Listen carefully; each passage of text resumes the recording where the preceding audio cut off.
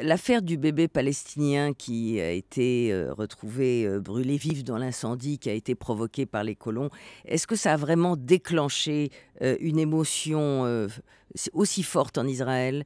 Et est-ce que vous pourriez dire qu'il y a un tournant ou pas? Ou que la société est redevenue normale après ça? Non, ça a éveillé des émotions extrêmement profondes, très très dures, à droite et à gauche. Parce que, en fin de compte, c'est quelque chose d'horrible que quelqu'un ait pu jeter un cocktail Molotov dans une maison où dormait une famille. C'est une action qui est très très difficile à concevoir. Mais que ça vous révolte vous, c'est évident.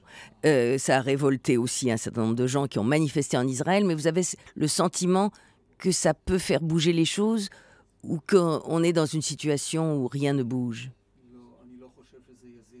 Non, je ne pense pas que ça fera bouger quelque chose. Parce que il y a eu tellement d'actes de cruauté horribles qui se sont produits des deux côtés. Des centaines d'enfants juifs ont été assassinés lors de cette lutte en Israël. Vous savez, les cicatrices sont tellement profondes que les gens, après quelque temps, arrêtent et ne sentent plus la douleur d'événements tels que celui-ci. La question, c'est pas que faisons-nous face à tel acte de violence, mais comment est-ce qu'on commence à parler une nouvelle langue entre les deux peuples, un discours nouveau entre les deux langues. Je ne suis pas optimiste. À mon avis, ça ne se produira pas de mon vivant.